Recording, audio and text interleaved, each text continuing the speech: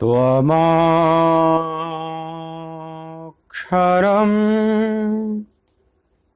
परमं वेदितव्यं त्वमस्य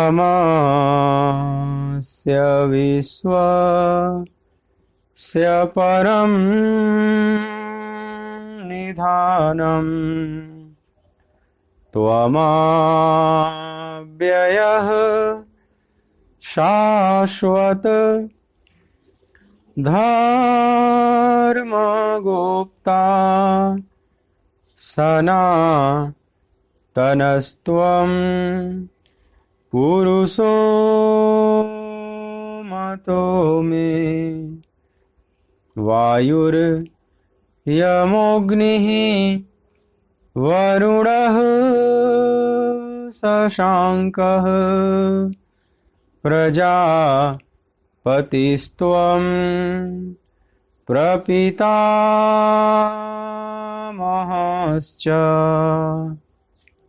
नमो नमस्तेस्तु सहस्रकृत्वः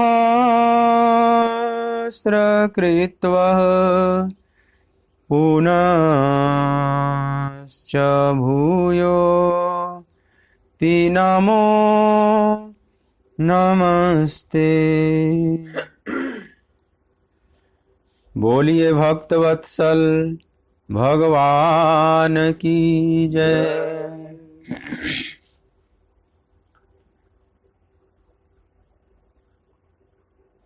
श्री राधे कृष्ण गोविंद गोपाल राधे माधवा। श्री राधे कृष्ण गोविंद गोपाल राधे माधवा। श्री राधे कृष्ण गोविंद गोपाल राधे माधवा। गोपाल राधे माधवा गोविंद राधे माधवा। गोपाल राधे माधवा गोविंद राधे माधवा। श्री राधे कृष्ण गोविंद गोपाल राधे माधवा। श्री राधे कृष्ण गोविंद गोपाल राधे माधवा। गोपाल राधे माधवा गोविंद राधे माधवा। गोपाल राधे माधवा गोविंद राधे माधवा। श्री राधे कृष्ण गोविंद गोपाल राधे माधवा। श्री राधे कृष्ण गोविंद गोपाल राधे माधवा। गोपाल राधे माधवा गोपाल माधवा गोविंद राधे माधवा गोविंद राधे माधवा। श्री राधे कृष्ण गोविंद गोपाल राधे माधवा। श्री राधे कृष्ण गोविंद गोपाल राधे माधवा। श्री राधे कृष्ण गोविंद गोपाल राधे माधवा।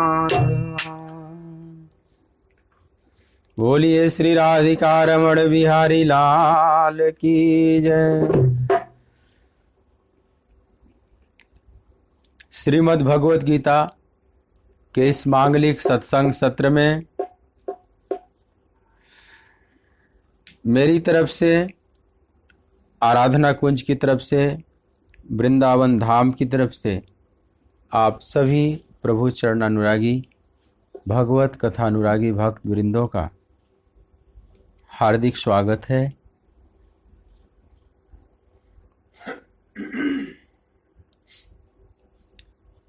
आइए दूसरे अध्याय के दूसरे श्लोक का मेरे साथ आप पाठ करें सस्वर। कुतस्त्वा कश्मलमिदं विषमे समुपस्थितम् अनार्यजुष्टम् अस्वर्ग्यम् अकीर्तिकरम् अर्जुन। कुतस्त्वा कश्मलमिदं विषमे समुपस्थितम् अनार्यजुष्टम् अस्वर्ग्यम् अकीर्तिकरम् अर्जुन।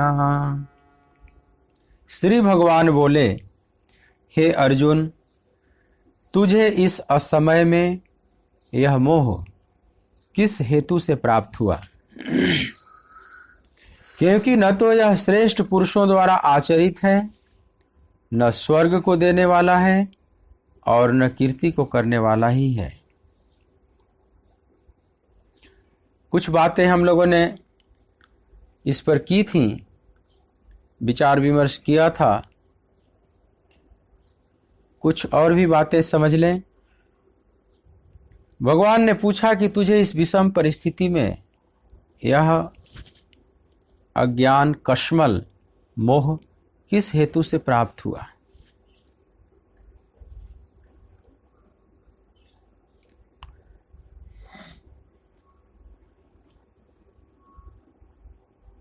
एक तो परिस्थिति बहुत विषम है, विषमतम परिस्थिति है, और यह जो कश्मल है यह बहुत जटिल तुम्हारे अंदर प्रकट हुआ है। मूढ़ता से आच्छादित अज्ञान। अज्ञान तो होता ही है जीव में जब तक ज्ञान नहीं हुआ है, लेकिन उस अज्ञान में भी कई बार और भी जड़ता आ जाती है। जैसे अंधकार में भी एक महा अंधकार, जैसे अंधेरे में भी जैसे घुप अंधेरा जिसको आप कहते हैं, और उस घुप अंधेरे से बाहर निकालने में बहुत मेहनत करना पड़ता है।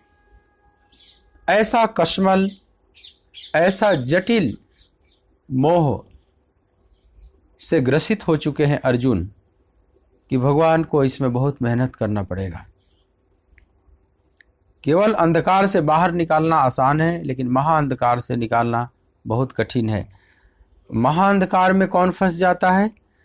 महाअंधकार में वो फंसते हैं जिन्हें लगता है कि मैं जानता हूं, लेकिन वे जानते नहीं। उसको निकालना बड़ा कठिन पड़ता है। अर्जुन पीछे जो बहुत से शास्त्र की बात किए, बहुत से तर्क दिए, भगवान उस सब को कश्मल कह दिए। और अर्जुन अपने अज्ञान को अभी स्वीकार नहीं कर रहे हैं। जब स्वीकार करेंगे तो मामला हल्का हो जाएगा। आगे स्वीकार करेंगे, 7वें अध्याय में स्वीकार कर लेंगे, लेकिन अभी न स्वीकार करने से यह थोड़ा जटिल है मामला। और उपनिषद ने कहा है कि अज्ञानी अंधकार में भटकते हैं, लेकिन ज्ञानी महाअंधकार में भटक जाते हैं। ध्यान देना, वो ज्ञानी नहीं, परम ज्ञानी की बात यहां नहीं की जा रही। वहां जिस ज्ञानी की बात उपनिषद करता है वो उन ज्ञानियों की जो ज्ञानी है नहीं, लेकिन उन्हें ज्ञानी होने का भ्रम हो चुका है। उन्हें कैसे निकालोगे? उस भ्रम से बाहर निकालने में बड़ा मेहनत करना पड़ता है। सौभाग्यशाली हैं अर्जुन जिनके पास भगवान कृष्ण है। सबके पास भगवान कृष्ण कहाँ है? उस जटिल अंधकार से निकालने के लिए कृष्ण जैसी चेतना कहाँ है सबके पास?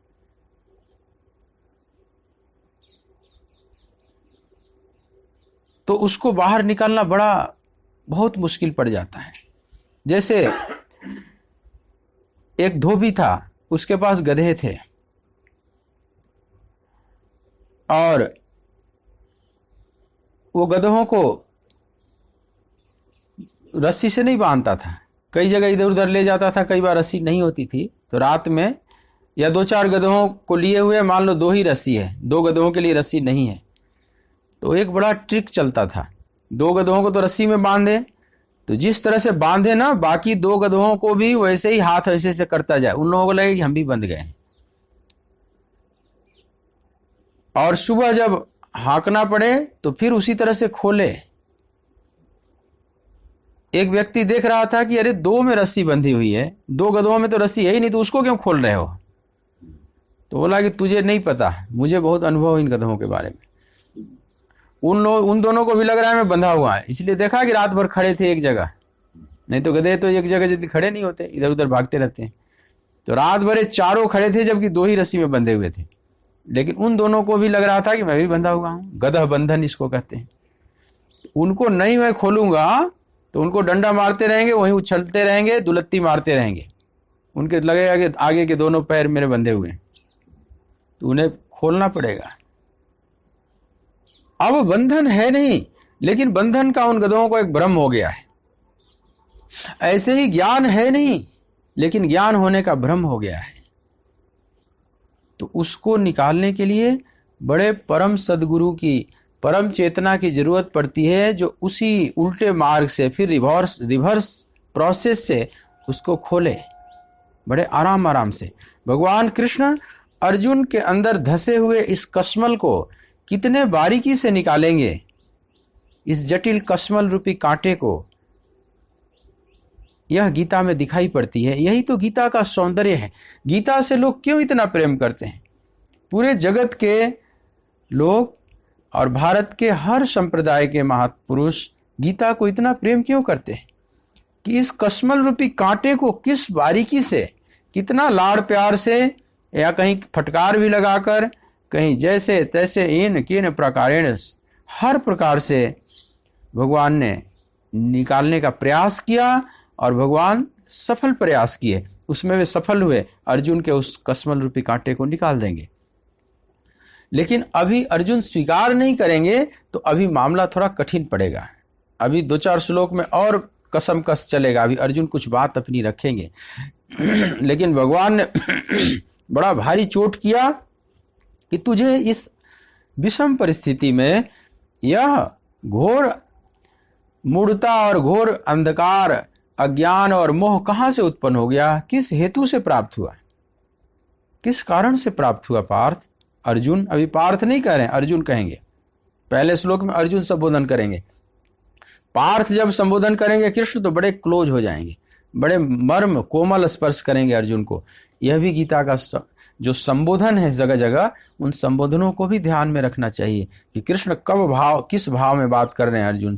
तो अभी अर्जुन बोले हैं इस श्लोक में, अनार्य जुष्टम अस्वर्गीयम अकीर्तिम करम अर्जुना। हे अर्जुन, जिस राह पर तुम पैर रख दिए हो, यह तो अनार्य जुष्टम, यह तो अनार्यों का रास्ता है, नास्तिकों का रास्ता है, अधार्मिकों का रास्ता है, श्रेष्ठ पुरुषों द्वारा आचरित नहीं, ये तो निकृष्ट पुरुषों द्वारा आचरित है। तुम निकृष्ट रास्ते पर कदम रख दिए हो पार्थ।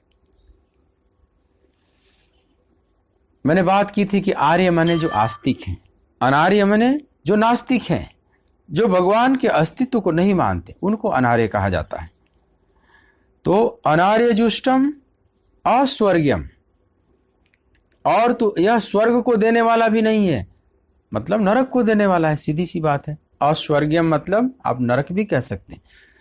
तो स्वर्ग भी नहीं देने वाला है, यह तो बड़ा नीचे ले जाएगा तुझे, मतलब अधर्म का रास्ता है। तो अधर्म का रास्ता नरक की तरफ ले जाता है, धर्म का रास्ता स्वर्ग की तरफ ले जाता है, अध्यात्म का रास्ता स्वर्ग और नरक दोनों से परे ले जाता है।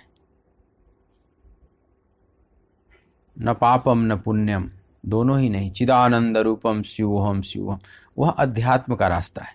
ध्यान देना, अध्यात्म का रास्ता स्वर्ग नरक दोनों से बाहर निकाल ले जाता है। धर्म का रास्ता, पुण्य का जो मार्ग है वो ले जाएगा स्वर्ग में। अधर्म का रास्ता जो पाप का मार्ग है वो नरक में ले जाएगा। लेकिन गीता तो आध्यात्मिक यात्रा का मार्ग है, आध्यात्मिक यात्रा का यह सूत्रात्मक ग्रंथ है, लेकिन धीरे धीरे अध्यात्म की तरफ। लेकिन भगवान कहते हैं कि मान लो तुझे स्वर्गिक सुख पाने की भी इच्छा हो और तुम सोच रहा है कि मैं अहिंसा के रास्ता अपना कर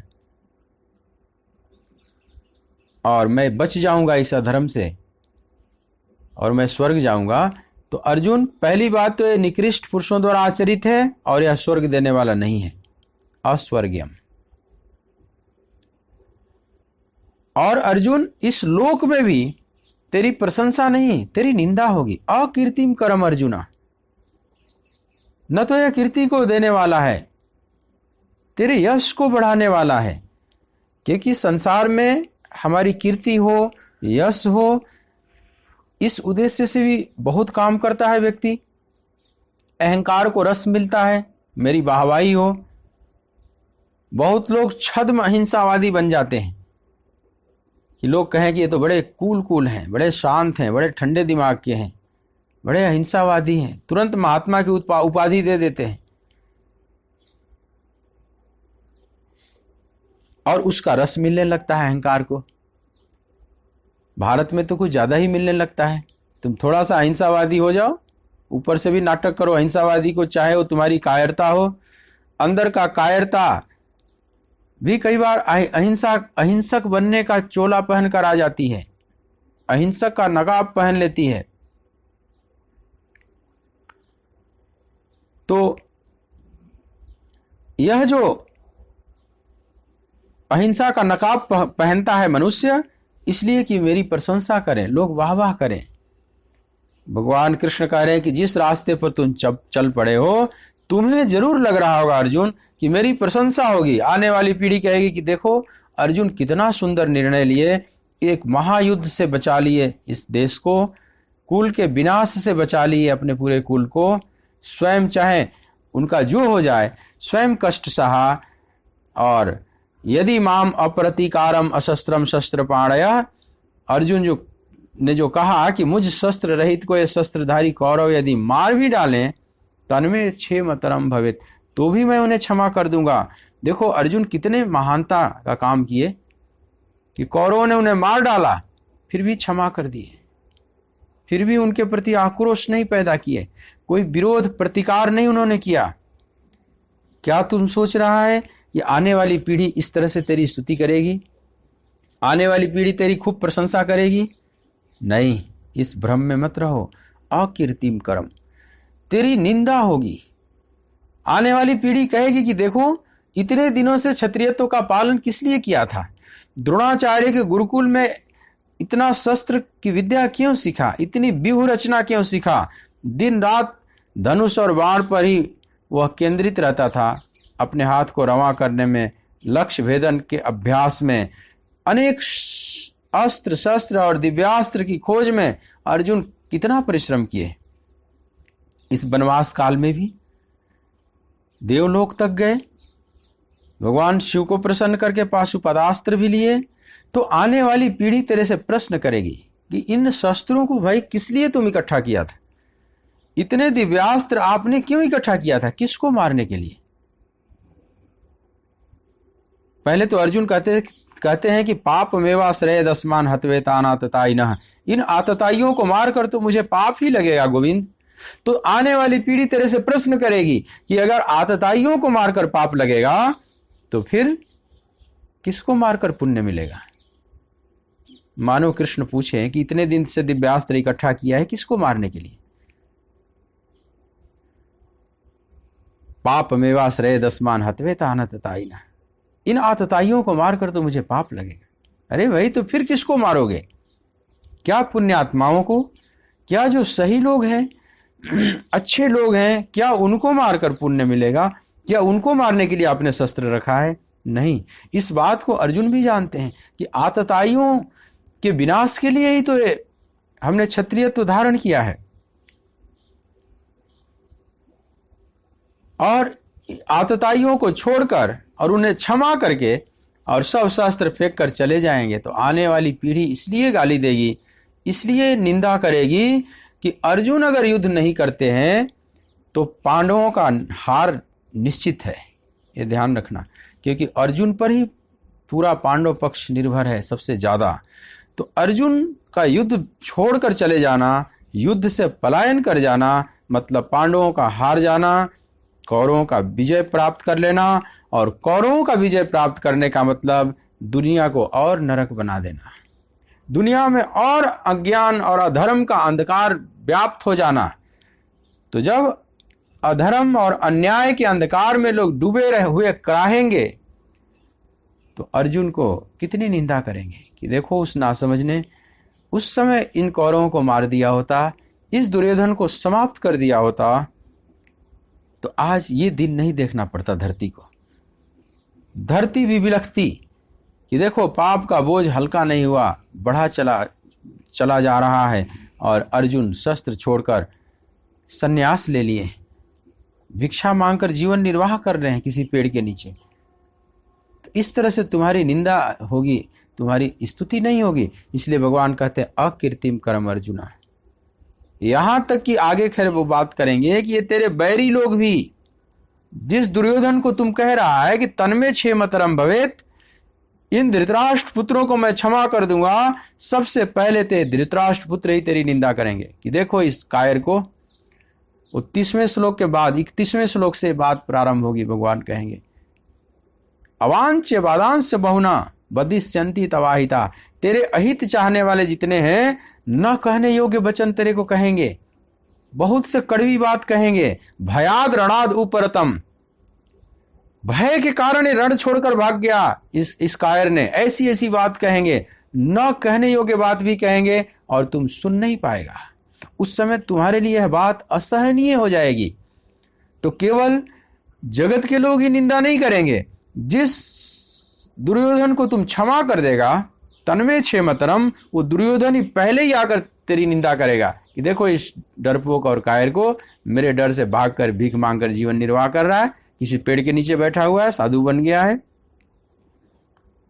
सबसे पहले तो दुर्योधन ही तेरी निंदा करेगा और तेरे लिए असह्य हो जाए, तेरा स्वभाव फिर युद्ध के लिए लगा देगा, फिर तुम वहां धनुष बाण अपना ढूंढने लगेगा। जब दुर्योधन, दुशासन, शकुनी जाकर इस तरह के शब्दों के बाण तुम पर चलाएंगे, फिर तुम अपने बाण को ढूंढना शुरू कर देगा, और बाकी दुनिया जगत निंदा तो करेगी ही। तो अर्जुन, यह श्रेष्ठ पुरुषों द्वारा आचरित भी नहीं, स्वर्ग को भी देने वाला नहीं, नरक देने वाला है, और पूरे जगत में तेरी निंदा देने वाला है, अपकीर्ति को प्रदान करने वाला है। इसलिए पार्थ, इतना कह के भगवान फिर एक बहुत जबरदस्त चोट करते हैं अर्जुन पर। शायद कोई गुरु इतना किया हो, मेरे देखे अभी तक मैं जितना शास्त्र पढ़ा हूं, इतना किसी गुरु ने ऐसे शब्द का प्रयोग किया हो, अभी तक मुझे नहीं दिखाई पड़ा। आप जरा सुनो, 3 श्लोक में आप प्रवेश करो। क्लैब्यम मास गमः पार्थ नैतत्वयुपपद्यते क्षुद्रम हृदय दौर्बल्यम त्यक्तोत्तिष्ठ परन्तप। फिर से एक बार इस भगवान की वाणी को आप उच्चारण करें। क्लैब्यम मास्म गमः पार्थ नैतत्वयुपपद्यते क्षुद्रम हृदय दौर्बल्यम त्यक्तोत्तिष्ठ परन्तप। क्या सुंदर सौंदर्य है इस श्लोक में। इस श्लोक के सौंदर्य को जरा ध्यान से देखो। पहला सौंदर्य यही है कि इसमें अर्जुन के लिए 2 नाम का प्रयोग किया गया है, एक पार्थ और एक परंतप। ये दोनों शब्द बड़े ऊंचे हैं। पार्थ, आओ इसका पहले हिंदी अर्थ पढ़ लो। इसलिए हे अर्जुन, यहाँ इतिहास अनुवादकर्ता ने पार्थ का हे अर्जुन कर दिया, सीधा हे पार्थ ही करना चाहिए था। उस सौंदर्य को अनुवाद में कई बार बिगाड़ देते हैं। हे अर्जुन ना बोलकर जब पार्थ बोले हैं तो सारी दुनिया जानती है अर्जुन का नाम पार्थ है, तो अनुवाद में हे अर्जुन कहने की कोई जरूरत नहीं यहाँ पर। जबकि परंतप का अनुवाद हे परंतप किया है अनुवादक ने। परंतप भले दुनिया न समझे, परंतप तो बहुत से योद्धाओं को कहा जाता है, लेकिन उसका अनुवाद इन्होंने हे परंतप लिख दिया। और पार्थ तो अर्जुन का बढ़िया एक नाम है तो उसको हे अर्जुन कर दिया। यहाँ पर अनुवाद करता कहीं कहीं त्रुटि करते हैं, इसलिए कई जगह पर काफ़ी हद तक यह अनुवाद ठीक है, इसलिए मैं इसको लेकर चलता हूँ। तो आप पार्थ ही बोलो, हे पार्थ, नपुंसकता को मत प्राप्त हो, तुझमें यह उचित नहीं जान पड़ती। हे परंतप, हृदय की तुच्छ दुर्बलता को त्याग कर युद्ध के लिए खड़ा हो जा। तो मैंने आपसे बात की कि भगवान पार्थ और परंतप, एक ही श्लोक में अर्जुन के दो नाम यहां लिए हैं, और जो पहला नाम लिया पार्थ, वो बहुत क्लोज आ गए हैं कृष्ण के, अर्जुन के।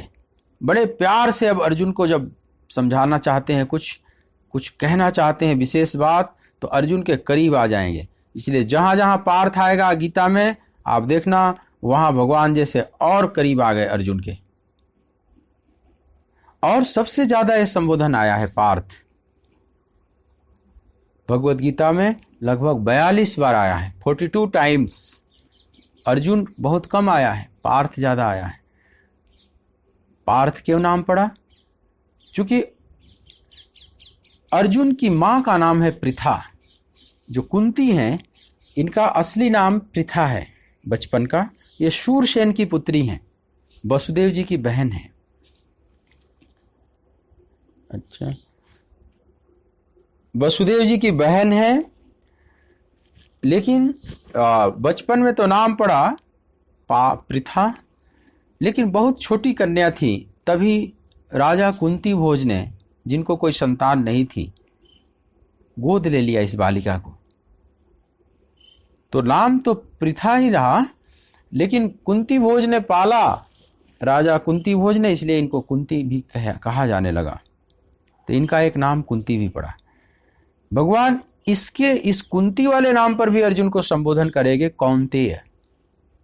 समझ लो, पार्थ भगवान को सबसे प्रिय है, क्योंकि बुआ है, बुआ का असली नाम पृथा है, इनके पिता की बहन है ना, वसुदेव जी की बहन है। तो उस नाम से संबोधित करना कृष्ण को अच्छा लगता है अर्जुन को, इसलिए सबसे ज्यादा इस नाम का आधार लेते हैं संबोधन में भगवान कृष्ण। लेकिन उसके बाद फिर दूसरा नाम लेते हैं सबसे ज्यादा, तो वो भी कौन्तेय है, वो भी मां के नाम पर ही। अर्जुन का जो मूल नाम अर्जुन है वो बहुत कम लेते हैं। कौन्तेय भी 24 बार आया है गीता में, पार्थ 42 बार। लेकिन दोनों नामों में मां के नाम पर ही लिया गया है। ऐसा क्यों? मां के नाम लेकर पुकारना क्यों अच्छा लग रहा है कृष्ण को? आप देखेंगे शास्त्रों में तो ऐसा है, जैसे भीष्म पितामह को जो देवव्रत नाम था असली, लेकिन गंगापुत्र, कई जगह गंगापुत्र के नाम से महर्षि व्यास आएंगे उन्हें तो हे गंगापुत्र ऐसे संबोधन करेंगे। जब इतनी मां महान है या हमारे कोई पूर्वज महान होते हैं तो उसके नाम पर नाम लेना अच्छा लगता है। जैसे इस स्कूल में भी एक महाराज भरत हुए, महाराज कुरु हुए, तो कई जगह उन नामों का भी उपयोग करेंगे। हे भारत, यदा यदा हि धर्मस्य ग्लानिर्भवति भारत। अब भारत नाम नहीं है, जो भी भरतवंशी है सबका नाम भारत होगा। धृतराष्ट्र को भी भारत कई बार प्रयोग किया है संजय ने, तो भारत तो सबका नाम। लेकिन उस वंश में एक ऐसे महापुरुष हुए, एक ऐसे प्रतापी चक्रवर्ती सम्राट धर्मात्मा हुए, जिनके नाम पर इस देश का नाम पड़ा भारतवर्ष, और उनके जितने वंशज आगे बढ़ते गए सबको भारत कहा गया।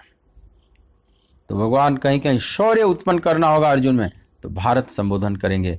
कहीं कुरुनंदना, कहीं कुरुश्रेष्ठ, ऐसी ऐसी बातें करेंगे। तुम महाराज कुरु के वंशज हो, तुम महाराज भरत के वंशज हो, और तुम बुआ कुंती के पुत्र हो, तुम बुआ पृथा के पुत्र हो, इसलिए तुम पार्थ हो। तो पार्थ शब्द में बड़ा मिठास है। और दूसरा संबोधन है परंतप। परंतप मतलब कि तेरे ताप से शत्रु तापित हो जाते हैं। तुम इतने पराक्रमी हो कि तेरा नाम सुनते ही, साधारण योद्धा तो नाम सुनते ही उनका पसीना छूट जाएगा। अगर पता चल जाए कि इस युद्ध में अर्जुन आ रहे हैं, तो अगर सामान्य योद्धा होगा तो वहीं बेहोश हो सकता है, रण छोड़कर भाग सकता है। तुम्हारे गांडीव के टंकार से मात्र अर्जुन अगर अपने गांडीव का टंकार कर देते थे तो वहां पर युद्ध में एक लगता था जैसे इन्हीं का विजय हो जाएगा। इतना परंतप यह योद्धा है। तो उसके स्वाभिमान को भी जगा रहे हैं कि जो तुम दशा बनाकर बैठे हुए हो अश्रु पूर्णाकुल क्षणम, ये ठीक नहीं। तू याद कर अपने स्वरूप को, तू परम तप है, तेरे ताप से शत्रु तापित होने वाले हैं। तो एक तरफ प्रेम से पार्थ कहकर एकदम उसके क्लोज आ गए और परम तप कह के उसके स्वाभिमान को जगा रहे हैं। लेकिन ऐसा क्यों? क्योंकि एक बड़े गहरे शब्द का चोट करने जा रहे हैं कृष्ण, और उस चोट में बड़ी करुणा है, और करुणा न दिखाई पड़ेगी कृष्ण की तो उस चोट से बड़े बड़े मर्माहत हो जाएंगे। और वो चोट है क्लैब्यम का। क्लैब्यम शब्द का इतना भयानक चोट किया है अर्जुन पर। क्लैब्यम माने होता है नपुंसक। क्लैब्यम मास गमः पार्थ नैतत्वह्युपपद्यते शूद्रम हृदय दौर्बल्यम त्यक्तोत्तिष्ठ परंतप। क्लैब्यम कह के तुरंत पार्थ कह देते हैं। यहीं पर इस श्लोक में इतना सौंदर्य है। तुम देखोगे कि महाकरुणा का दर्शन होगा कृष्ण का।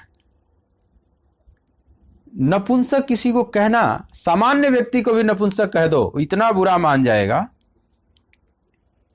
और अर्जुन तो असामान्य है, अति विशिष्ट हैं। अगर अर्जुन की तुलना कोई नपुंसकों से कर दे तो फिर पुरुष बचेगा कौन? इतना महाशक्तिशाली योद्धा भारत जिस पर गर्व करता है, क्या किसी की हिम्मत है कि नपुंसकों से तुलना कर दे या कह दे कि तू नपुंसक जैसा हो गया है, नपुंसकता को प्राप्त हो गया है? क्या और किसी में हिम्मत थी? कृष्ण छोड़ के किसी में भी हिम्मत नहीं थी जो अर्जुन को ऐसे शब्द का संबोधन कर दे। अब देखो भगवान ने जो संबोधन किया है ये कोई द्वेषवश नहीं, जैसे दुर्योधन कह देगा तो उसमें तो द्वेष है। कई बार हम झगड़े में गाली गलौज करते हैं तो बड़े कठिन शब्दों का प्रयोग करते हैं। दो व्यक्ति झगड़ा करता है तो देखो कैसे कैसे कठिन शब्दों का, जहरीले शब्दों का बाण छोड़ता है एक दूसरे पर, और उसमें किसी को नपुंसक कह दो तो बहुत जहरीला बाण है। और भगवान कृष्ण अर्जुन के लिए कह रहे हैं तो ये बहुत भयानक चोट है। लेकिन इस चोट में तोड़ना उद्देश्य नहीं, कुछ गढ़ना उद्देश्य है। अर्जुन को कुछ तैयार कर रहे हैं, इसीलिए तुरंत पार्थ कह दिए। पार्थ का कोमल स्पर्श रखे और क्लैब्यम का हथौड़ा मार रहे हैं, उसका चोट कर रहे हैं ताकि अर्जुन को लगे। खैर अर्जुन को तो लग ही रहा है, कृष्ण की आंखों से तो झड़ता हुआ प्रेम तो अर्जुन को दिखाई ही पड़ रहा है, इसलिए अर्जुन कोई प्रतिकार नहीं करेंगे। जरा कल्पना करो कोई और कह दिया होता, दुर्योधन कह दिया होता, अर्जुन उसकी क्या स्थिति कर दिए होते। लेकिन जानते हैं कि यह करुणा से कही गई है बात, ये जो शब्द प्रयोग किया है। और मेरे देखे इतना कठिन शब्द का प्रयोग गुरुओं ने जल्दी नहीं किया है शास्त्रों में।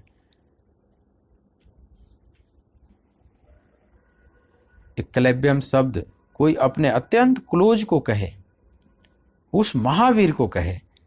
अर्जुन तो महावीर के साथ साथ कृष्ण के कई हैं ना, संबंधी भी हैं, फुफेरे भाई हैं, स्वामी हैं, सखा हैं, सब हैं, और सेवक भी बने हुए हैं। सेवक स्वामी सखा सी अपिय के भगवान शिव के बारे में कहा गया ना, ये राम के क्या लगते हैं? तो सेवक स्वामी सखा, वे सेवक भी हैं, स्वामी भी हैं राम के, और सखा भी हैं। यही भाव यहां पर अर्जुन और कृष्ण के बीच है। अर्जुन के स्वामी हैं कृष्ण, ये अर्जुन भी जानते हैं। सेवक भी हैं, चूंकि रथ हाँक रहे हैं। अर्जुन तो सारथी बना रखे हैं ना कृष्ण को, रथी तो स्वयं है, तो सेवक भी कृष्ण बन गए और सखा भी हैं, मित्र तो है ही ना। इसीलिए जगह जगह स्वयं अर्जुन भी स्वीकार करेंगे कि सखेति मत्वा प्रसभम यदुक्तम हे कृष्ण हे यादव हे सखेति अजानता महिमानं तवेदं मया प्रमादात् प्रणये नवापि। सखेति मत्वा, आपको सखा मानने के कारण, प्रसभम यदुक्तम, विनोद बस या प्रेम बस जो मैंने यह संबोधन कर दिया, हे कृष्ण, हे यादव, हे सखेति, हे सखा मेरे, हे मित्र, सखा मानने के कारण जो मैंने भूल किया, हे यादव कह देता था। अब यदुवंश में पैदा हुए थे, मैं भरतवंश में पैदा हुआ था, आपको मैं कहता आप यादव हैं। हे यादव, हे कृष्ण, आप सामने सामने थे तो मैं आपको कृष्ण कह देता था। हे सखा, हे मित्र, ये बार बार जो मैंने संबोधन किया है, जब विराट रूप अर्जुन ने देखा भगवान का, तो कहते हैं कि प्रभु सखेति मत्वा, सखा मानने के कारण ये सब भूल हुई है। क्योंकि मित्र भाव में, मान लो ग्वाल बालों ने जो कृष्ण को बातें कही हैं वृंदावन में गोवर्धन धारण के समय, खेल खेल में जब घोड़ा बनाकर कुल करते थे, और फिर जब भगवान की भगवत्ता का उन्हें बोध होता होगा, वो सख्य भाव जब दूर हो जाता होगा, तो वही ग्वाल बाल भी कहते होंगे, देखो इस परम ब्रह्म परमात्मा को हम लोग सखा मानकर क्या क्या कहते थे। मैया मोही दाऊ बहुत खिजायो, और समझ सखा कहते थे, मोते कहत मोल को लीनो, तू जसुमती कद जायो, गोरे नंद जसोदा गोरी, तू कत श्याम शरीर, तू तो मोल का लिया हुआ है। इतना चिढ़ाते थे, इस तरह से परेशान करते थे, और भगवान को अच्छा लग रहा है तो सख्य रस का वर्धन कर रहे हैं। लेकिन मान लो जब उन सखाओं को इनके शुद्ध रूप का दर्शन होता होगा, तो वही दशा उनकी भी होती होगी जो अर्जुन की हुई है, और वे भी कहते होंगे कि सखेति मत्वा प्रसभम यदुक्तम, हे कृष्ण, हे यादव, हे सखेति, अजानता महिमानम तवेदम। प्रभु, आपकी महिमा न जानने के कारण ऐसा हुआ है, हम ठीक ठीक आपकी महिमा को नहीं जानते थे। माया प्रमादात प्रणय, प्रमाद बस, विनोद बस, जो भी सबके बीच में अकेले में हमने जो कुछ भी, हे अच्युत, जो कुछ भी कहा है, तत्क्षामये त्वामहम अप्रमेयम, हे अप्रमेय स्वरूप, मैं आपसे क्षमा कराता हूँ प्रभु। जैसे पिता पुत्र को क्षमा कर देता है, पति पत्नी एक दूसरे को क्षमा कर देते हैं, गुरु शिष्य को क्षमा कर देता है, उसी प्रकार से आप क्षमा करने के योग्य हैं। आप मुझे क्षमा करें, मैं क्षमा पाने का योग्य हूं, और आप क्षमा करने वाले हैं, कीजिए। इस तरह से अर्जुन जब भगवान का पूर्ण रूप का दर्शन करते हैं तो ये भाव जगता है। अब यहां जो भगवान ने चोट किया है क्लैब्यम का, तो स्वामी भी हैं, सखा भी हैं, सेवक भी हैं, पर किसी भी तल पर क्लैब्यम कहना आसान नहीं है। स्वामी भी सेवक को नहीं कह सकता। आप अपने घर में कोई सेवादार रखे हो, उसको भी आप नपुंसक नहीं कह सकते, आपको ये राइट नहीं है कहने का। मित्र को भी नहीं कह सकता, उसको भी राइट नहीं है। और सेवक तो स्वामी को कह ही नहीं सकता, वहां तो कोई प्रश्न ही नहीं उठता। तो मैंने बहुत कड़े शब्द का प्रयोग किया, लेकिन इस कड़े शब्द के साथ पार्थ और परंतप, मतलब समझ लो पार्थ का मरहम लगा दिया तुरंत। क्लैब्यमस्कमः पार्थ, तुरंत मरहम लगा दिया, चोट करते ही मरहम लगा दिया। मरहम पट्टी भी साथ साथ चल रही है, और फिर उसके स्वाभिमान को जगा रहे हैं कि ए परंतप, हृदय के क्षुद्र दुर्बलता को त्याग कर तू खड़ा हो, तू परंतप है, याद कर अपनी महिमा को। तू कैसा यह रूप बनाकर बैठा हुआ है, धनुष बाण त्याग कर रथ के पीछे जाकर रो रहा है, और एकदम उदास और खिन्न, जबकि तुम एक निर्णय भी ले चुके हो कि मैं युद्ध नहीं करूंगा। तो या तो अब तुम शांत हो जाता, अब तुम एक निष्पत्ति पर पहुंच गया, एक कंक्लूजन पर पहुंच गए हो, तो अब तो शांत और आनंदित हो जाओ। अब क्यों रो रहे हो? धर्म का निर्णय आपने ले लिया है, अब क्यों रो रहे हैं आप? इसका मतलब आपने निर्णय ठीक नहीं लिया है, अंदर से तूफान चल रहा है, कंफ्यूजन है। और है, ये बात सही है, क्योंकि तुम्हारे हृदय में जो दुर्बलता उत्पन्न हुई है, वो क्षुद्र दुर्बलता को त्याग, क्षुद्रम हृदय दौर्बल्यम, वह हृदय में दुर्बलता उत्पन्न हुई, वो धर्म उत्पन्न नहीं हुआ है। हे परंतप, तुम युद्ध के लिए खड़ा हो। क्लैब्यम मास गम, तू नपुंसकता को मत प्राप्त। किसी को नपुंसक कह देने में इतनी बुराई क्या है?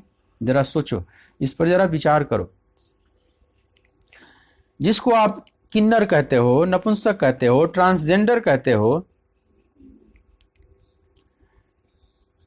एक अर्थ में तो सभी प्रभु की रचना है। किसी की भी निंदा करना नहीं चाहिए, निंदा नहीं करनी चाहिए, और निंदा करने का राइट हमारे पास नहीं है। किसी को आप हम निंदा करने वाले कौन हैं? जगत में जो भी भगवान ने रचना किया है, एक कीड़े मकोड़े से लेकर ब्रह्मा तक सब वंदनीय है। सिया राम मैं सब जग जानी, करूं प्रणाम जोर जुग पाड़ी। तो जो भी दिखाई पड़े सब वंदनीय है। यहाँ किन्नर नपुंसक भी, ट्रांसजेंडर भी वंदनीय हैं। उनके प्रति पूरा सम्मान रखना चाहिए। जरा भी उनके प्रति अपमान का भाव या अपमानजनक दृष्टि से उन्हें नहीं देखनी चाहिए।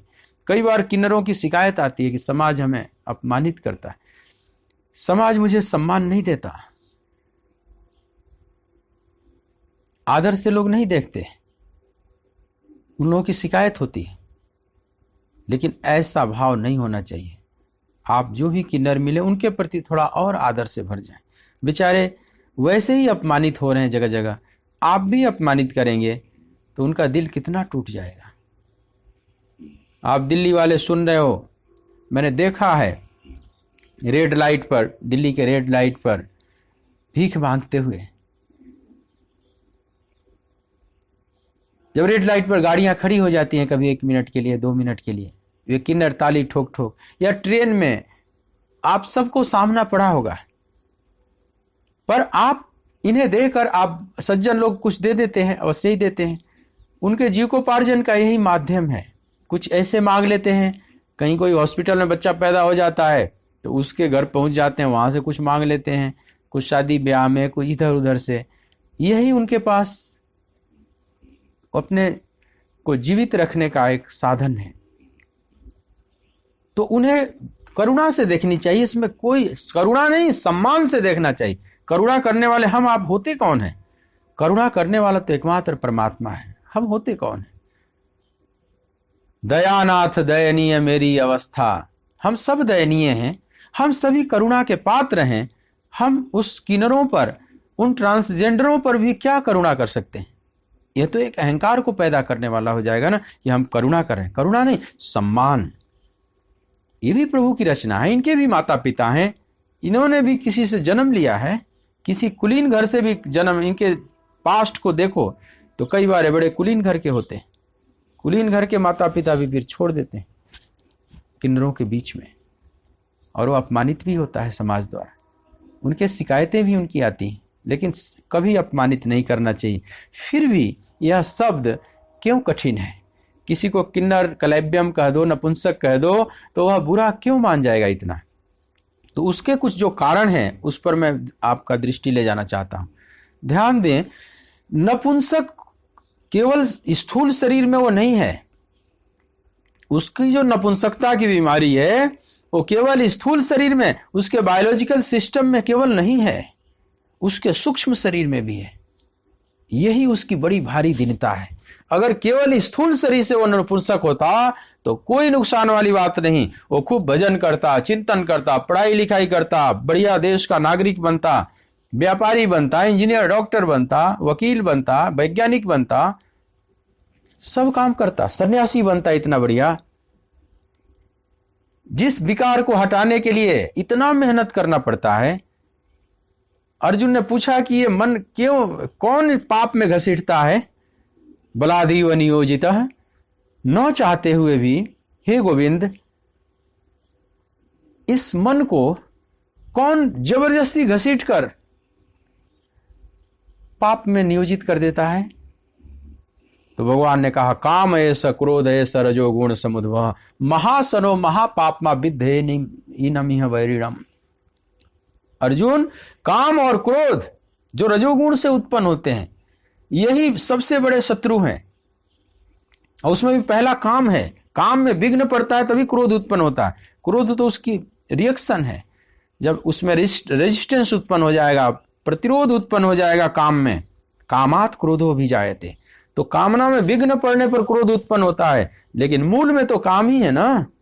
अगर किसी में काम ना हो तो फिर क्रोध भी उत्पन्न ना होगा, कोई कामना ना हो तो क्रोध भी। लेकिन काम का भी स्पेशल रूप यहां पर है। जिस काम की यहां बात मैं कर रहा हूं वो काम माने लस्ट, जो आकर्षण है, जो शारीरिक आकर्षण है, वासनात्मक आकर्षण है, उस काम की बात किया जा रहा है। तो जिस काम से आप बाहर निकलने के लिए अनेक प्रयास करते हैं, और ये हमें हमारे सबसे बड़े शत्रु हैं, और महासनो, भगवान कहते हैं महान खाने वाले, इसका पेट कभी भरता ही नहीं।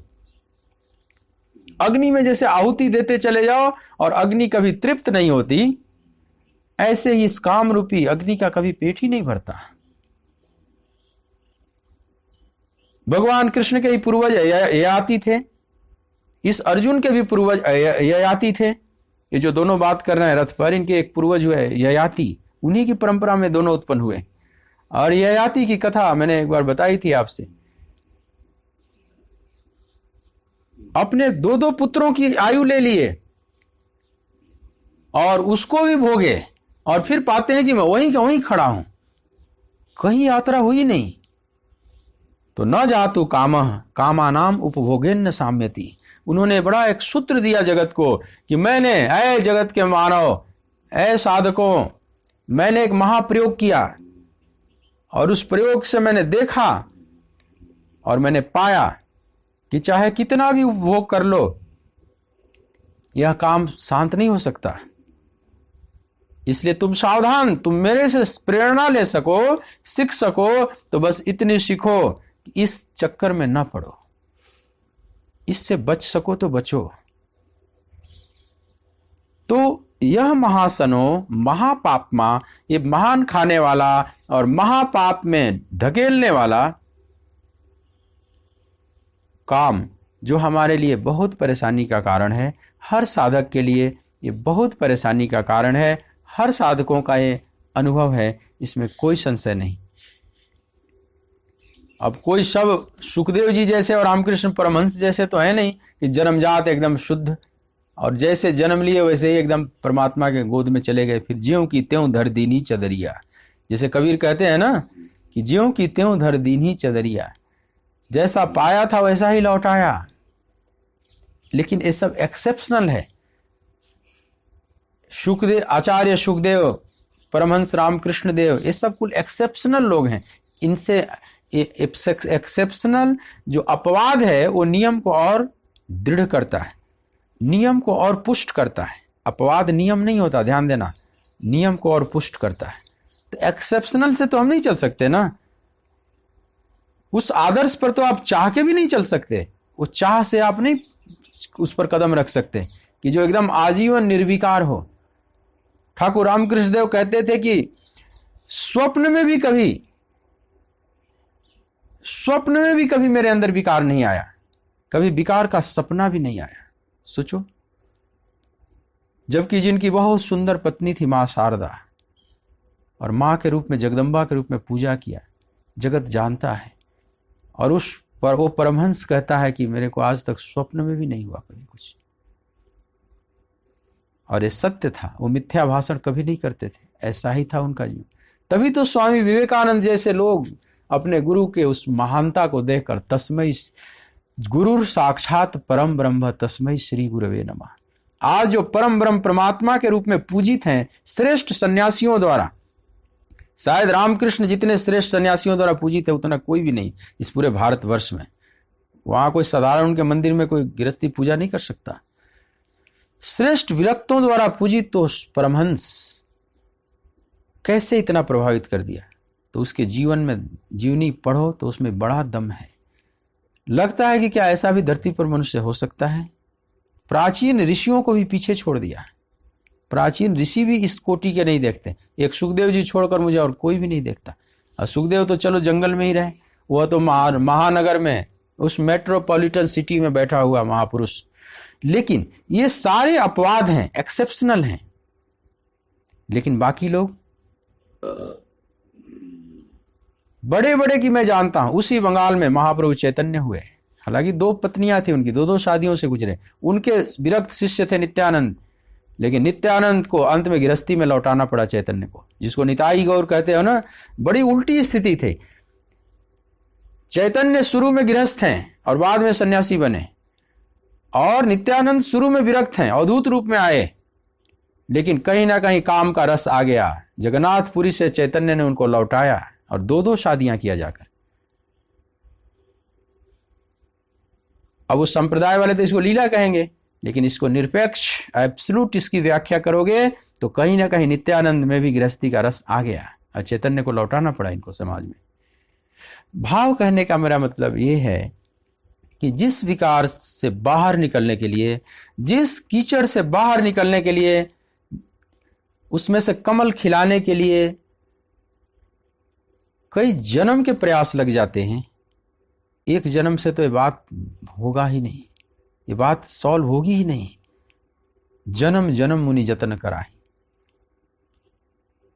और मान लो किसी के शरीर में वो स्वाभाविक है, भगवान ने नपुंसक ही बना दिया, प्रजनन क्षमता ही तुम्हारी खत्म कर दी, तो ये तो बड़ा सौभाग्य होता है, तो महावरदान हो जाता हमारे लिए। लेकिन ऐसा होता नहीं। उन नपुंसकों में कोई परमहंस बनता जल्दी नहीं दिखता, उन किन्नरों में। क्या कारण है? कारण ये है कि केवल स्थूल शरीर में नपुंसकता होती तो कितना बढ़िया बात है। जिस शत्रु से आप लड़ने के लिए आप पूरा जीवन खपा देते, फिर भी वो हारता नहीं। वैसा सांप है कि मारो और फिर जिंदा हो जाता है। कुमतिया दारुण नित ही लड़े रे। और उनके शरीर में वो बायोलॉजिकल सिस्टम ही भगवान ने खत्म कर दिया, तो ये तो बड़ा सौभाग्य था। लेकिन फिर इतना दुर्भाग्य क्यों है नपुंसक होना? क्योंकि वह केवल स्थूल शरीर में नहीं है, वो सूक्ष्म शरीर में है। सूक्ष्म शरीर मतलब जिसको मन का संसार, माने मन से भी वे नपुंसक हो जाते हैं। यही तो सबसे बड़ी त्रासदी है। नहीं तो क्या फर्क पड़ता, अगर कोई किन्नर बच्चा पैदा हुआ घर में तो पढ़ाई लिखाई कराता, बढ़िया देश का नागरिक होता, इंजीनियर, डॉक्टर, वैज्ञानिक बनता, साइंटिस्ट बनता, ऊंचा संत बनता, लेकिन वे नहीं बन सकते। उनको खूब पढ़ाओ, नहीं पढ़ सकते।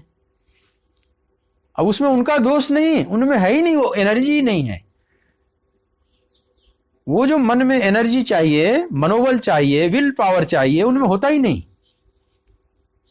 उनके लिए कम प्रयास नहीं किया गया। सरकार ने, बहुत से एनजीओज ने बहुत प्रयास किया उनके डेवलपमेंट का, लेकिन वे नहीं बन पाते। क्या करोगे? देखने में हट्टा कट्टा शरीर, एकदम तगड़ा, देखने में सब लंबे चौड़े होते हैं, बड़े हट्टे कट्टे होते हैं, एक सामान्य नागरिक से कहीं भी कमजोर नहीं दिखते, देखने में तो बड़े पुष्ट दिखते हैं, लेकिन फिर भी उनमें वो विल पावर ही नहीं होता। उनको पढ़ाओ लिखाओ, कुछ भी कराओ, साधु बनाओ, वो भी नहीं ठीक से बन सकते।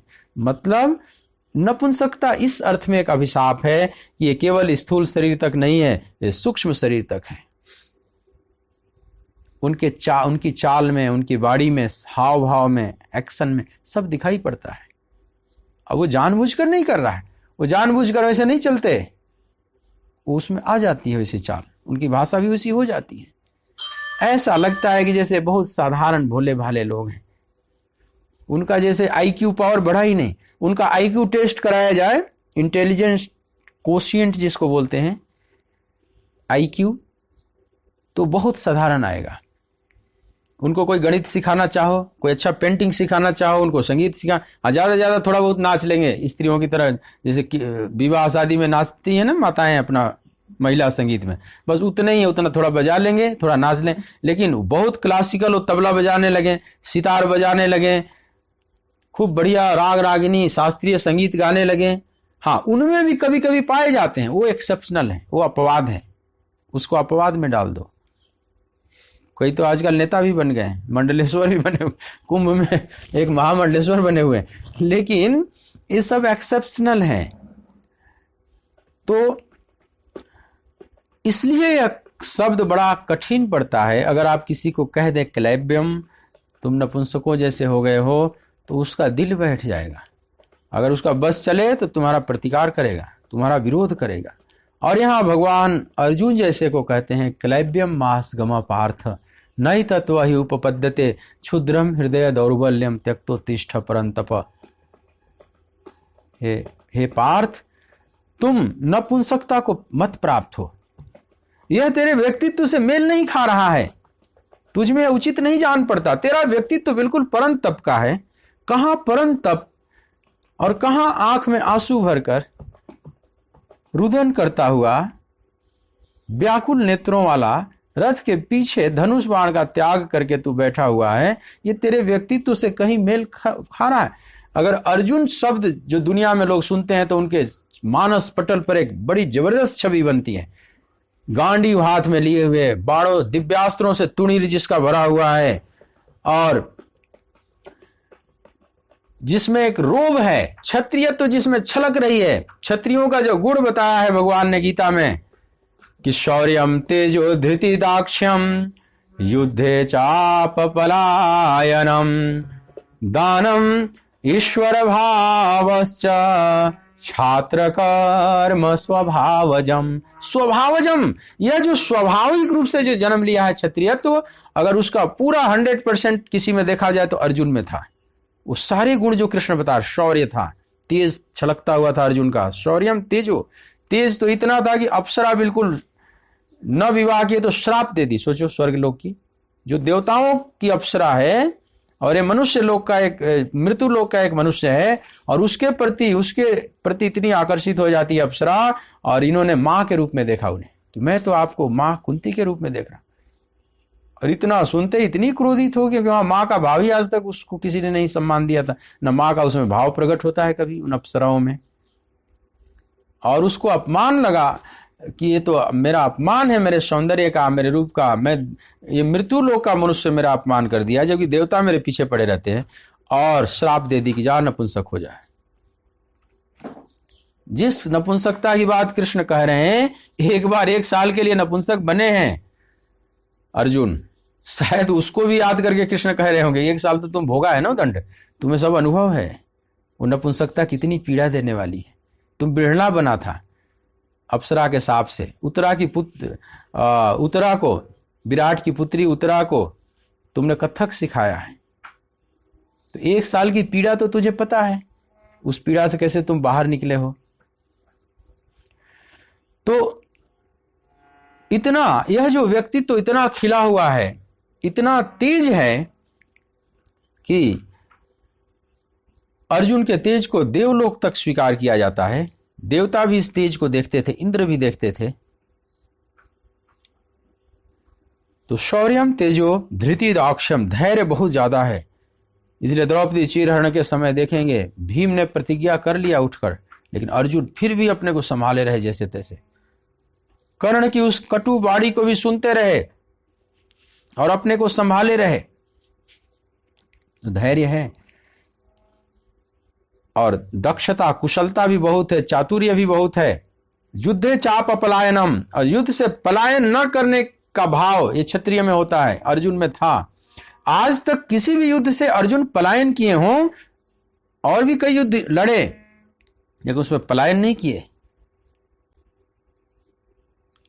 और दानम ईश्वर भावश्च, दान माने देने का भाव, लेने का भाव, ये क्षत्रिय का गुण होता है। क्षत्रिय लेना पसंद नहीं करेगा, लेना उसके लिए इसे कहीं अपमानजनक हो जाएगा। देना जैसा उसका जो जन्म सिद्ध कर्तव्य है वो देना जानता है, इसलिए दानम, दान का भाव उसमें होता है। दानम ईश्वर भावश्च, क्षत्रिय में ईश्वर भाव होगा। ईश्वर भाव ने स्वामी भाव, उस सबके ऊपर यह शासन करने वाला उसमें स्वभाव होगा। उस शासित होने वाला स्वभाव नहीं, उस शासक का स्वभाव उसमें होता है। ये स्वभावजम होता है, ध्यान देना। शब्द कृष्ण कह रहे हैं स्वभावजम, यह अर्जित करके नहीं प्राप्त किया जाता, उसको जन्मजात उसमें ऐसा पाया जाता है। स्वभावजम, स्वभाव से जन्मता है। और ये सारे गुण अर्जुन में हैं, यह भगवान कृष्ण भी जानते हैं, क्योंकि जब देवदत्त नामक शंख का घोष किया अर्जुन, देवदत्तम धनंजय, तो कौरवों का हृदय विदीर्ण हो गया। देखो कितना क्षत्रिय है, उसकी बात स्वयं संजय कहते हैं कि सघोषो धार्तराष्ट्राणाम हृदयानि व्यदारयत् नभश्च पृथ्वीं चैव तुमुलो व्यनुनादयन्। संजय कहते हैं कि हे महाराज धृतराष्ट्र, जब अर्जुन इत्यादि ने शंखनाद किया, पांडवों ने शंखनाद किया तो सघोषो धार्त राष्ट्राणाम हृदयानि वेदारित, आपके पुत्रों के हृदय को विदीर्ण कर दिया। और नभश्च पृथ्वीम चैव, पृथ्वी और नभ आकाश को कंपायमान करता हुआ। ये शब्द इतना भयानक हुआ महाराज कि जैसे आपके पुत्रों का हृदय दहल गया, जैसे कोई जंगल में शेर दहाड़े और भेड़िए एकदम भाग खड़े हों। दशा ये हो गई कौरवों की। और अभी अभी ये घटना घटी है, अभी अभी अर्जुन ने देवदत्त नामक संघ से ऐसी दशा कर दी थी। पूरा परम तप वाला भाव है, पूरा क्षत्रियत्व वहां छलक रहा है, उसके सौंदर्य को, रूप को उसको देख रहे हैं, चमक रहा है। रथ श्वेत घोड़ों से जुता हुआ, ध्वजा पताकाएं लहरा रही है, क्योंकि उस रथ का वर्णन स्वयं संजय कर रहे हैं और किसी रथ का वर्णन नहीं किया। क्या सुंदर, जिसे सारे उस कुरुक्षेत्र में श्रेष्ठतम अगर कोई रथ सजा है और उस पर सौंदर्य सजा है, कृष्ण जैसा सारथी और स्वयं अर्जुन जैसा रथी और इतना श्वेत घोड़ों से जुता हुआ महान रथ पर विराजमान। जरा उस रथ को देखो। संजय की दृष्टि को बर्बर से रथ खींच लिया और उस रथ का वर्णन करना पड़ा। बाकी कौरवों के रथ का वर्णन नहीं किया किसी का। अब कैमरा एकदम कस दिया संजय ने। अब वो कैमरा पूरी, जब तक गीता नहीं खत्म हो जाएगी संजय की दृष्टि अब इधर उधर जाएगी नहीं कहीं। तो जो इतना जिसमें सौंदर्य था, सारा कुरुक्षेत्र देख रहा है अर्जुन को, उसके सौंदर्य को। जैसे इस दुल्हा है, जैसे दोनों तरफ बारात आई हुई है, कन्या पक्ष वर पक्ष, उसमें पूरा जो वर है, अर्जुन जैसे वर की तरह दिख रहे हैं। उस रथ पर बैठ कर जाते हैं ना दुल्हा, तो समझ लो दुल्हा राजा बैठे हुए हैं। और आज दुल्हा राजा ही आंखों में आंसू भर के रथ के पीछे जाकर बैठकर और सब मुकुट उकुट उतार के, अपना सब ड्रेस उतार कर और शेरवानी वगैरह फेंक कर और बैठे हुए हैं, तो कैसा लगेगा? तो कहते हैं कि ये तेरे व्यक्तित्व से मेल नहीं खा रहा है, ये तेरे हृदय में एक क्षुद्र तुक्ष दुर्बलता आ गई है पार्थ। वो अहिंसा का चोला पहनकर आई है, बारीकी से उसको पकड़ो। ये अहिंसा नहीं, ये धर्म नहीं, अधर्म है और हिंसा है जो तुम करने जा रहे हो। और यही दुर्बलता तेरे को परेशान कर रही है। इसलिए त्याग तो तिष्ठ परंतप, हे परंतप तुम इतना बलवान है, उसको त्याग, उसको फेंक झटक कर। इन दो श्लोकों के माध्यम से भगवान ने जबरदस्त चोट किया अर्जुन को। लेकिन देखो, एक तरफ क्लैब्यम का चोट और एक तरफ परंतप और पार्थ का कोमल सहारा और परंतप का एक सुंदर श्रृंगार कर रहे हैं। ये कुछ बात ऐसी है जैसे कुम्हार घड़ा बनाता है, तो कुम्हार क्या करता है, जब घड़ा थोड़ा कहीं कहीं से सुडौल नहीं है तो चोट मारता है, लेकिन भीतर हाथ कोमल स्पर्श देकर। तो गुरु कुम्हार शिष कुंभ है, गढ़ी गढ़ी काढ़े खोट, भीतर हाथ संहार के बाहर मारे चोट। ठीक यही दृश्य है कृष्ण का। अब केवल एक ही हाथ को कोई देखे कि यह कितना निर्दयी है, कितना नासमझ कुम्हार है। जिन हाथों से सुंदर घड़ा गढ़ा, उसी को ये मार कर तोड़ रहा है। अगर उसका अंदर का हाथ न दिखे कि अंदर भी हाथ एक लगाए हुए, तो उसके लिए तो बड़ा लगेगा कि नासमझ कुम्हार है। लेकिन नहीं, भीतर कोमल स्पर्श पार्थ का है और उधर क्लैब्यम का चोट पड़ रहा है और परंतप के हाथों से फिर उसे चाक पर गढ़ रहे हैं उस अर्जुन को, अर्जुन रूपी घड़े को। बड़ी करुणा है, बड़ा सुंदर ये दृश्य सजा है। और इस करुणा रूपी चोट के बाद अर्जुन फिर क्या करेंगे? अब 2-3 श्लोकों में थोड़ा नैतिक तर्क उठाएंगे, फिर भी थोड़े से तर्क और करेंगे और फिर ये समर्पण कर देगा पूरी तरह से। ये घड़ा पूरी तरह से सौंप देगा कुम्हार के हाथ में। अब तुम गढ़ो, और अपनी कमी को स्वीकार कर लेगा, अपनी नासमझी को, अपनी क्लैब्यम भाव को, और अपने उस जिसको भगवान कहते हैं कश्मलम इदम, उस कश्मल को स्वीकार करना शुरू कर देगा। अब ट्रीटमेंट देना भगवान शुरू करेंगे। कल के प्रसंग में देखेंगे। समझ लो कुछ ऐसी दशा है जैसे कोई मानसिक बीमार हो जाता है, साइकिक सिकनेस, मनोरोगी, और साइकोलॉजिस्ट के पास जाता है, तो साइकोलॉजिस्ट उसको कोच पर लेटा देगा, एकांत में ले जाएगा और उसकी काउंसलिंग करेगा, बहुत सी बातें पूछेगा, उसके नब्ज को पकड़ेगा पहले कि कहाँ पर मामला फंसा हुआ है। समझ लो मानसिक बीमार है, विषाद योग, इसीलिए तो प्रथम अध्याय को कहा गया ये सब विषाद ही। विषिदंतमिदम वाक्यम अश्रु पूर्णा कुलेक्षणम। महा डिप्रेशन में अर्जुन। उस डिप्रेस्ड व्यक्ति को कृष्ण रूपी सुपर साइकोलॉजिस्ट ने कैसे काउंसलिंग कर करके धीरे धीरे उसको मनोरोग को स्वस्थ करेगा, उसको फिर से आत्म रूप में स्थित कर देगा। ये कितनी कुशलता है। इसलिए कह सकते हैं कि यह जो भगवद गीता है एक बहुत बड़ा सुपर साइकोलॉजिकल ग्रंथ भी है। ये पूरा मानसिक, और वैसे भी इलाज तो मन का ही किया जाता है। आत्मा तो सदा ही स्वस्थ है, शरीर का कोई उसमें लेना देना नहीं। अध्यात्म में सारा उपद्रव तो मन का है ना, मन में ही तो विकार और सब उत्पन्न होते हैं, विषाद। तो मन के साथ ट्रीटमेंट करना है। इसलिए कोई भी शास्त्र वास्तव में वो सुपर साइकोलॉजिकल ग्रंथ ही होते हैं, वो साइकोलॉजी ही होते हैं। आत्मा का कोई ग्रंथ नहीं होता, क्योंकि आत्मा तो पूर्ण स्वस्थ है, उसका क्या ग्रंथ करोगे? वहां क्या स्वस्थ का क्या इलाज कर लोगे? जो स्वस्थ है उसका कोई रोगी डॉक्टर क्या इलाज करेगा? इलाज तो रोगी का किया जाता है, और सारा आध्यात्मिक मानसिक रोग मन में होता है। तो सारा ट्रीटमेंट मन से है। इसलिए ये मनोचिकित्सक के रूप में अर्जुन के सामने भगवान कृष्ण काम कर रहे हैं, सुपर साइकोलॉजिस्ट की तरह। लेकिन करने का अंदाज कितना आज के साइकोलॉजिस्टों जैसा नहीं। वो काउंसलिंग केवल मन से नहीं करेंगे, वो आत्मा से करेंगे। ये सौंदर्य आप आगे देखोगे। यह सुपर साइकोलॉजिस्ट कहां से रूट पकड़ता है? विषाद मन में, और शुरू करेगा ज्ञान आत्मा से। ये बहुत सुंदर सौंदर्य है। उस सौंदर्य को हम क्रम क्रम से देखेंगे। समय पूरा होता है। आओ 2 मिनट कीर्तन करते हुए वाणी को विराम दे। गोविंद बोलो हरि गोपाल बोलो, गोविंद बोलो हरि गोपाल बोलो, राधा रमण हरि गोपाल बोलो, रमण हरि गोपाल बोल। गोविंद बोलो हरि गोपाल बोलो, गोविंद बोलो गोपाल बोलो, गोविंद बोलो बोलो गोपाल बोलो, गोविंद बोलो गोपाल बोलो, राधा रमण हरि गोपाल बोलो, राधा रमण हरि गोपाल, राधा रमण हरि गोपाल बोलो। बोलिए भक्त वत्सल भगवान की जय। श्री वृंदावन बिहारी लाल की जय। ओ